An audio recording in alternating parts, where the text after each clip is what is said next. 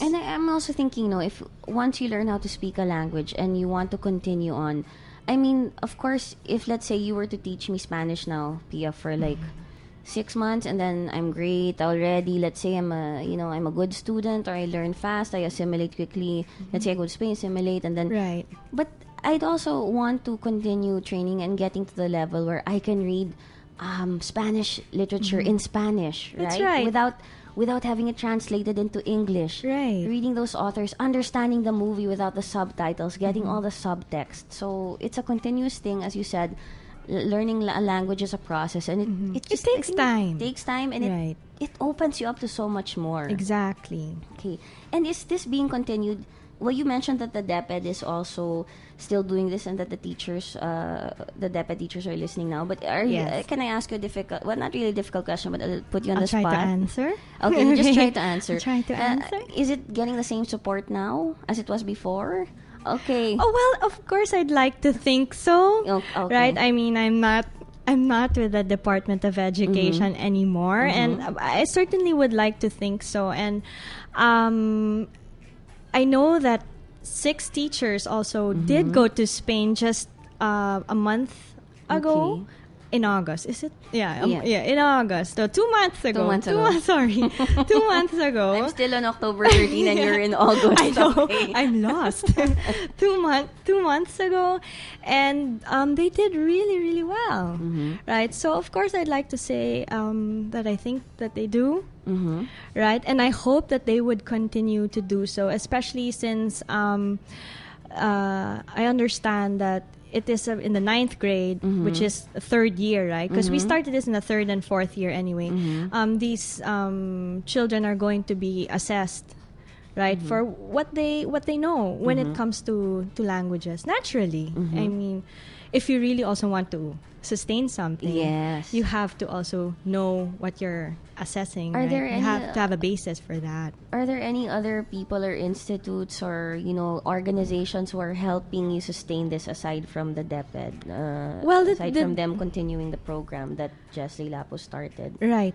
The Department of Education has to collaborate with the Ministry of Education of Spain, and of course that's the together with Instituto Cervantes, and you have the ACID, like I mentioned the last time, the ACID. also helping in terms of how these trainings occur as well. So these are the institutions that are helping the teachers who are also in DepEd. And aside from that, there are also events, right? Like right now we have the Pelicula, Yes, right? I forgot. I wanted to ask you about that. The Right. Spanish Film Festival. Okay. Right. That's every year. Right.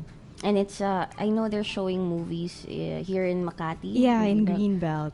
Have That's you gone to any of the film to see any of the Actually, films yet? today I was hoping I'd catch one because I heard it's really, really good. But it's open to everyone. It's open to right? everyone, and they show new films, but they also show some classics. I think so. It depends on their lineup for the right. year. I'm not so sure, but I have to look at the brochure. But they are very interesting films, and they do have subtitles as well. I haven't seen a Spanish film in a long time, so I think I'd like to go also. Or, Yeah, get my we should. hands- Maybe later. the last time I remember was actually a few years ago in the U.S. Like when I was able to watch a Spanish film. I think it was. I can't remember actually the last one Right. because I used to borrow a lot of foreign films and watch them, of course, with the subtitles. I used to watch Chinese films, films made in Taiwan, Spanish films, French films. Well, it's one of the best ways to Yeah. learn, right? I And mean, just look at this radio program. It's a medium, and it's one way of learning something new. And then you get the part of the culture and you understand, like, hey, we're all similar somehow. Right. No? There's that thread of, there's that universal thread of humanity, or Right, sometimes exactly. brutality. So you're like, oh, okay, Right. wow, like you're like, why are they like that? Oh, I see myself in that. I mean, the telenovela telenovelas for one. I was gonna say, we're so fond of telenovelas here. We base it on a lot of Latin American telenovelas, and they've shown them here with just how do you say this? I think they're dubbed. They're dubbed in Tagalog, right? Exactly. But if you watch it in Spanish, if you really want to learn, because we also have in cable now the Televisión Española. Yes.